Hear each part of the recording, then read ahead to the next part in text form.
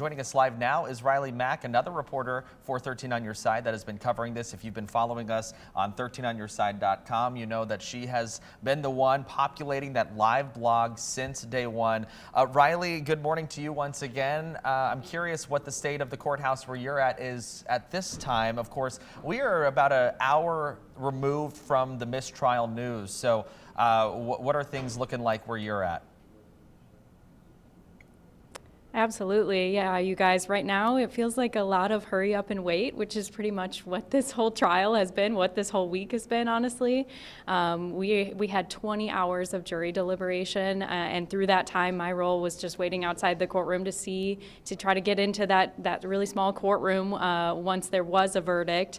So yeah, a lot of hurry up and wait again here as we wait to hear from the prosecutor and the Lioya family on their reactions, also the defense and Christopher Schurr if he plans on speaking. But yeah, we were called into the courtroom at 9:30 this morning, and this morning, you expect these big reactions from a verdict in the courtroom, but there really wasn't one in this case. You could kind of hear a pin drop in that courtroom, and that just goes to show kind of the underwhelming ending to this, really high-profile case. And it feels like a lot more of that here as we just wait to hear what's next from the prosecutor if he plans to retry this case.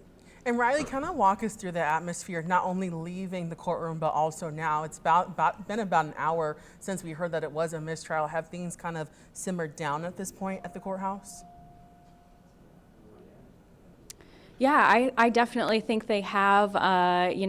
Throughout the week, tensions have been really high. The crowd to try to get in the courtroom was bigger on some days as we were kind of waiting to see the verdict, and then it kind of thinned out as people were maybe losing their patience with the jury. When they announced on Tuesday, I believe it was, that the jury was deadlocked, we were kind of losing our patience at that point. Some of the supporters went home and didn't join that line again.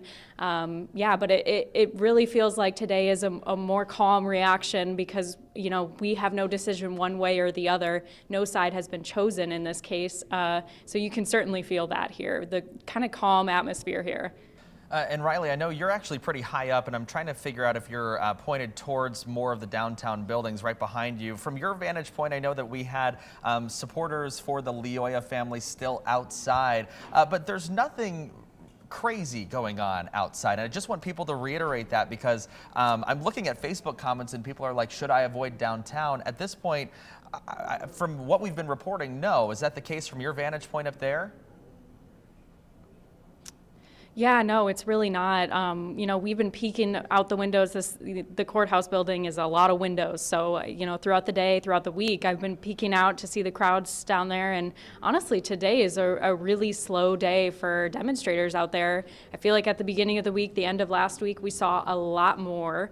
But yeah, today the crowds are pretty thin. I'm wondering if, maybe later once people get out of work, if those crowds will, start getting bigger. But I don't know. I think because we don't have an opinion one way or the other in the case, there's not a whole lot that you can, really fight over in this case, maybe to retry. But yeah, the crowds are pretty thin right now. I wouldn't avoid downtown definitely because of this. Yeah, it's not one of those things that, we've seen demonstrators outside. That's one thing, but to say, on social media that the most extreme case of this is happening is just not. Yeah, it's not happening at all. Well, Riley, you were in the courtroom. For those who are just joining us, can you just walk us through how quickly this decision came? It seems like like you said, it's been 20 hours of deliberations, but actually hearing that it was a mistrial was a very quick situation there. Absolutely. As I've been saying, my role was to try to get in that courtroom to see the reaction to the verdict because, we were only allowed one camera allowed in that courtroom, one video camera, to get those reactions. So we needed someone inside to be able to report on, all the different reactions, Patrick Lioya's family, Schurr's family, Schurr himself. And so I had to be in there to wait outside the courtroom. When I got in there, we were called in at 9:30, and I knew I had to wait in line for this whole time because I knew it would move pretty quickly once once we got a verdict, the judge came in, I believe it was about 20 minutes later. You know, she said immediately that this was a hung jury, and that's the final decision. Within a couple minutes, the jury was in. We all stood for the jury. They walked in, and she said, you know, this is the verdict. This is the end of this. Thank you all for being here, and sent everyone home within a minute, and that was it. It was a really quick, it just goes to show you again how quickly everything changed in this trial. We had 20 hours of jury deliberation, and then the trial is over just like that. We've also had 3 years of just preparing for this trial. We've had weeks of testimony, and within a minute, it's all done. All right, Riley Mack reporting live for us from the Kent County Courthouse directly after that verdict. Riley.